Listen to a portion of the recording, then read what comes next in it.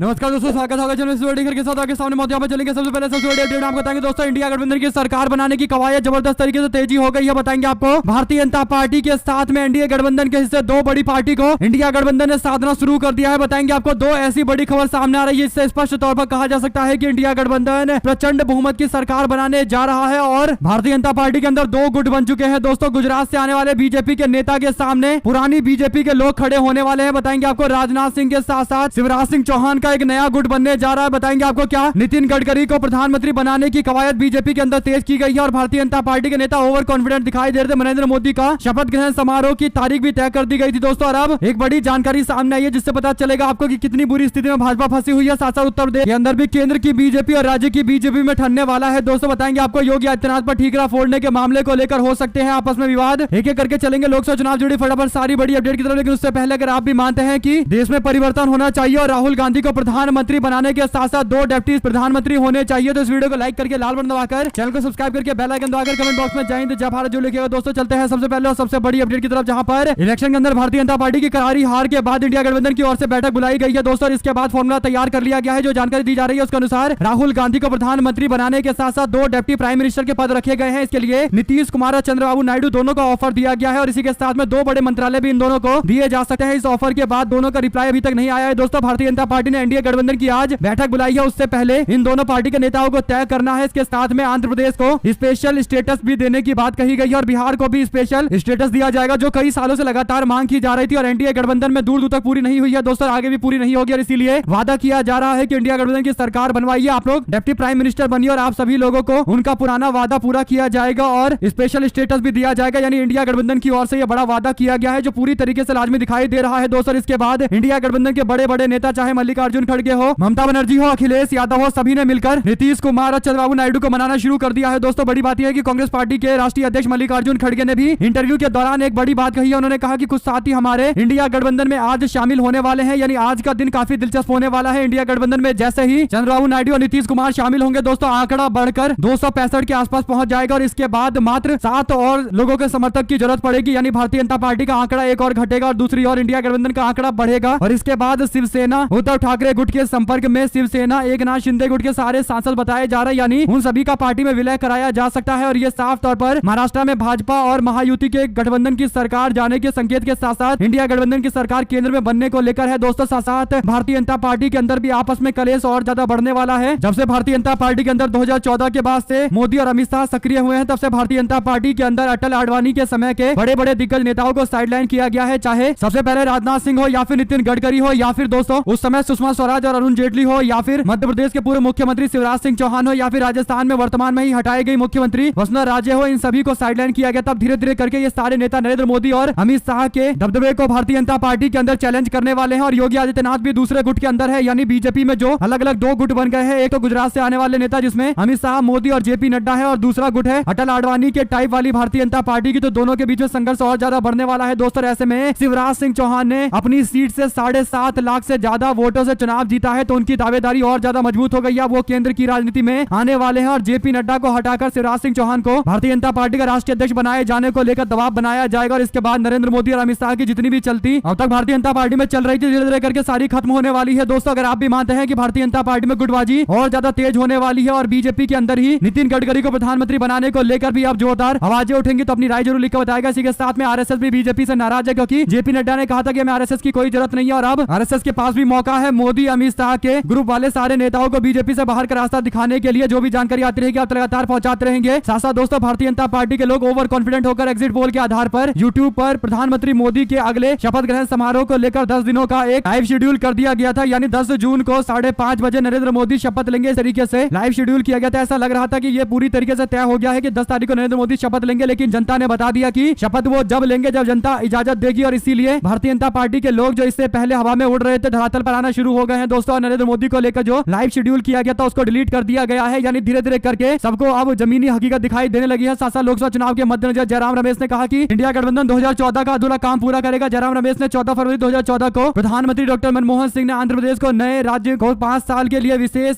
श्रेणी का दर्जा देने का वादा किया था। भारतीय जनता पार्टी के नेता वेंकैया नायडू ने जवाब देते हुए कहा था कि अगर बीजेपी सत्ता में आई तो 10 साल के लिए इसे बढ़ा दिया जाएगा। 2 महीने के बाद नरेंद्र मोदी ने पवित्र शहर तिरुपति में जाकर यह वादा किया था, लेकिन आज तक वो वादा पूरा नहीं किया गया। इंडिया गठबंधन इस वादे को पूरा करेगी और इसीलिए चंद्रबाबू नायडू को एक बड़ा मैसेज भेजा गया है। दोस्तों अगर चंद्रबाबू नायडू वाकई आंध्र प्रदेश के हित के बारे में सोचते हैं तो उनको इंडिया गठबंधन के साथ में आना चाहिए और इंडिया गठबंधन को सपोर्ट करना चाहिए। जैसे ही सरकार बनेगी आंध्र प्रदेश को स्पेशल स्टेटस दे दिया जाएगा, यानी दोनों को फायदा होगा। इंडिया गठबंधन की सरकार बनेगी देश में और एक बड़े बदलाव की ओर देश आगे बढ़ेगा और जनता के हितों के कार्य होंगे। जबकि बीजेपी की सरकार बनने के बाद जैसे 10 साल में कोई वादा पूरा नहीं किया गया, वैसे ये वादा भी पूरा नहीं किया जाएगा। साथ साथ उत्तर प्रदेश में भारतीय जनता पार्टी के स्थानीय नेतृत्व और केंद्र के नेतृत्व के बीच में आपस में ठंडी दिखाई दे रही है। दोस्तों उत्तर प्रदेश के अंदर भारतीय जनता पार्टी का जबरदस्त बुरा हाल है। आलम यह है कि भारतीय जनता पार्टी को सबसे ज्यादा नुकसान अगर किसी राज्य के अंदर हुआ है तो उत्तर प्रदेश के अंदर हुआ है और अब योगी आदित्यनाथ ने भी बैठ के बुलानी शुरू कर दी है। दोस्तों डिप्टी सीएम केशव प्रसाद मौर्य और उप मुख्यमंत्री ब्रजेश पाठक भी इस दौरान मौजूद रहे। बीजेपी के चीफ भी इस दौरान मौजूद थे। यूपी प्रभारी धर्मपाल भी मौजूद थे। कुल मिलाकर दोस्तों जिस तरीके से उत्तर प्रदेश के अंदर समाजवादी पार्टी ने दबदबा दिखाया है और भारतीय जनता पार्टी को जबरदस्त नुकसान पहुंचाया, उसके बाद बीजेपी का केंद्रीय नेतृत्व भाजपा के राज्य के नेतृत्व से काफी नाराज है दोस्तों। लेकिन इसके पीछे जो दो अलग अलग तरीके की थ्योरी चल रही है, पहला यह कि योगी आदित्यनाथ ने कई सारे प्रत्याशियों के नाम बदलने को लेकर बीजेपी के केंद्रीय नेतृत्व को कहा था, लेकिन भाजपा के केंद्रीय नेतृत्व जिसमें गुजरात से आने वाले नरेंद्र मोदी और अमित शाह ने उनकी एक बात नहीं मानी और प्रत्याशियों को बदलाव नहीं किया गया। इसके बाद समाजवादी पार्टी ने जिस तरीके का अरेंजमेंट किया और इंडिया गठबंधन ने जिस तरीके से चुनाव लड़ा और युवाओं के मुद्दे उठाए, खासकर पेपर लीक का मुद्दा और अग्निवीर का योजना, इसके बाद बीजेपी पूरी तरीके से धाराशाही हो गई है दोस्तों। अब भारतीय जनता पार्टी के राज्य सरकार पर ठीकरा फोड़ा जाएगा। ऐसा माना जा रहा है कि योगी आदित्यनाथ को दोषी बताकर हो सकता है कि मुख्यमंत्री के पद से भी हटाया जा सके। अगर भारतीय जनता पार्टी का केंद्रीय नेतृत्व जिसमें गुजरात से आने वाले मोदी और अमित शाह है, अगर ऐसा करेंगे तो उत्तर प्रदेश के अंदर बीजेपी दो फाड़ हो जाएगी, इसमें कोई दो राय नहीं है। साथ साथ दोस्तों मोदी के बड़े बड़े मंत्रियों को जनता ने धूल चटा दी है। आरके सिंह आरा से चुनावी मैदान में उतरे थे और बड़ी बड़ी बातें कर रहे थे, उनको